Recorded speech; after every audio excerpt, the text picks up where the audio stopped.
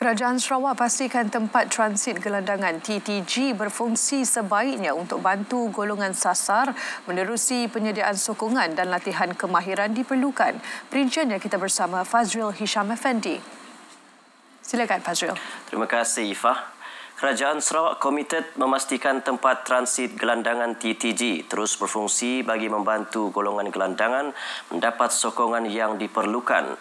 Menteri Pembangunan Wanita, Kanak-kanak dan Kesejahteraan Komuniti Sarawak, Datuk Seri Fatimah Abdullah berkata, TTG bukan sekadar tempat berteduh, malah menyediakan pemeriksaan kesihatan, bantuan mendapatkan dokumen diri serta latihan kemahiran bagi membantu menjana pendapatan.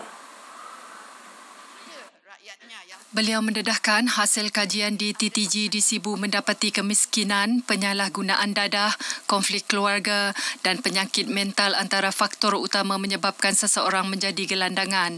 Kan dibezakan mana yang produktif dan yang tidak produktif. Maknanya mana yang trainable with income generating skills, then we can do job iaitu income generating skills training dan juga job matching. This is what we have done with TTG Sibu.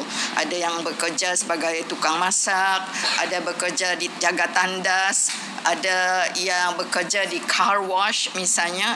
So depending on the ability of that particular gelandangan. Datuk Seri Fatimah berkata demikian pada sidang media selepas mempengerusikan mesyuarat Lembaga Penasihat Tempat Transit Gelandangan TTG Kuching di bangunan Baitul Makmur Kuching.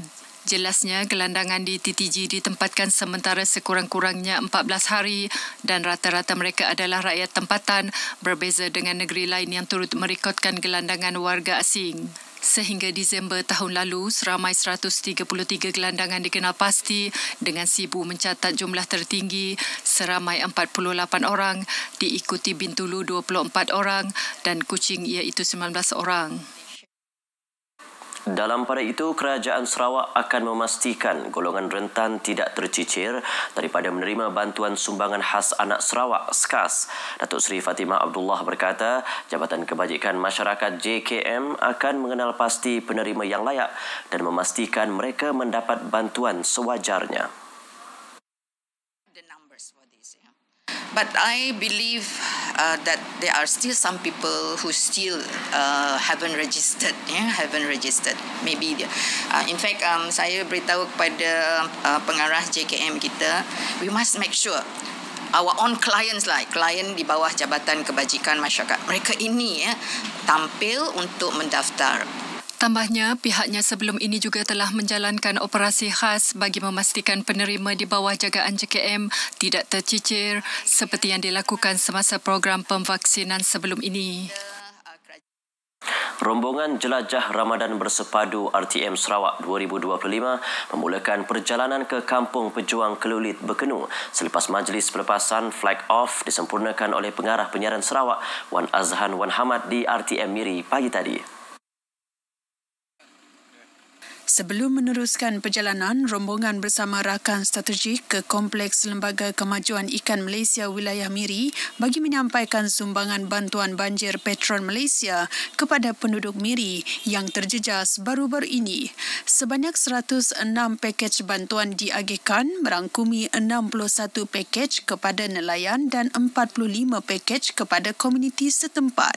Secara keseluruhan, 350 pakej telah disalurkan di Sarawak melibatkan 3 lokasi utama iaitu Bintulu, Sibu dan Miri.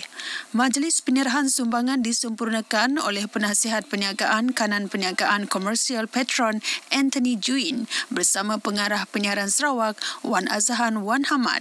Konvoi Jelajah Ramadan 2025 yang dilancarkan di Petron Ulam North, Sabah pada 28 Februari lalu akan singgah di 14 lokasi di seluruh negara sebelum berakhir di Melaka pada 20 Mac ini. Turut hadir penolong pengarah Seksyen Penyelarasan dan Penjadualan Radio RTM Abdul Razak Ahmad. Sementara itu, Jelajah Ramadan Bersepadu RTM Sarawak 2025 memberi peluang kepada masyarakat Kampung Pejuang Kelulit Bekenu mengimarah suasana Ramadan. Untuk perkembangan lanjut, kita bersama Noriza Jau di lokasi. Terima kasih rakan penyampai di Kuching. Ya, setibanya rombongan jelajah Ramadan bersepadu RTM Sarawak di Kampung Pejuang Kelulit berkenut ini pada kira-kira pukul 12.15 tengah hari tadi. Beberapa pengisian program dijalankan iaitu membantu penduduk kampung membuat persediaan untuk menyediakan juadah berbuka puasa secara bergotong royong di Balai Raya Kampung Pejuang Kelulit ini.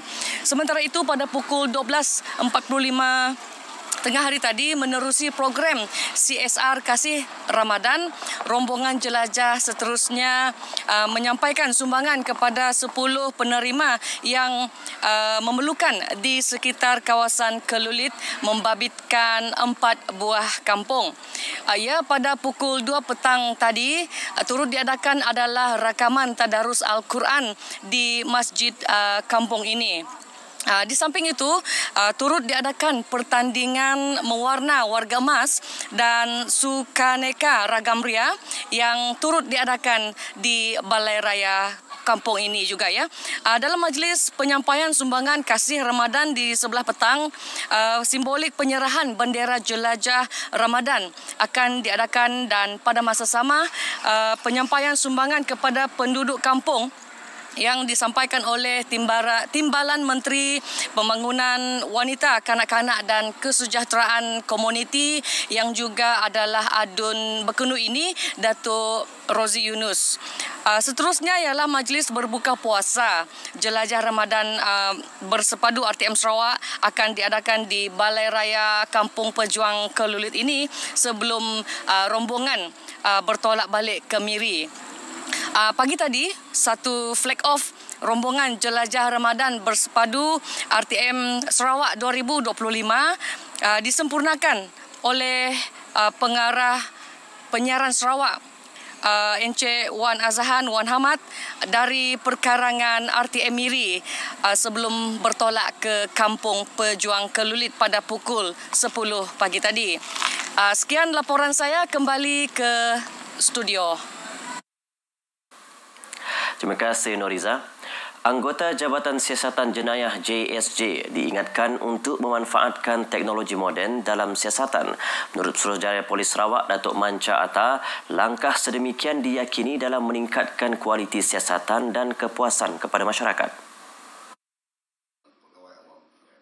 Katanya kemajuan ini dapat dicapai melalui latihan dan kursus berkaitan teknologi. Selain itu, hubungan baik dengan masyarakat juga penting bagi memperoleh maklumat jenayah dengan lebih mudah dan meluas. Beliau berucap pada majlis serah terima tugas Ketua Jabatan Siasatan Jenayah JSJ Sarawak di Ibu Pejabat Kontingen Polis Sarawak. Senior Assistant Commissioner SAC Lim San Aik dilantik Ketua JSJ Sarawak baru menggantikan SCP Muhammad Ishak Yaakob yang memangku jawatan tersebut sejak 13 Februari lalu. SAC Lim mengambil alih tugas daripada SAC Wong Ing Fong yang bertukar jawatan sebelum ini.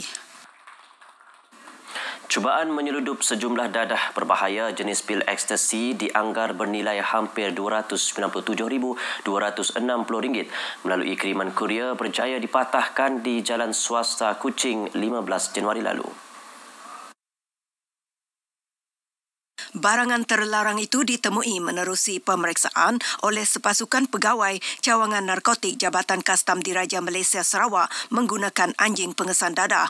Pengarah Kastam Negeri Sarawak Norizan Yahya memberitahu hasil pemeriksaan di bahagian barangan tidak dituntut syarikat kurier berkenaan menemukan bungkusan berbentuk hadiah Christmas yang mengandungi pil ekstasi dianggarkan seberat 1.78 kilogram. Barangan kes disita di bawah Seksyen 30/1 Akta Dadah Berbahaya 1952.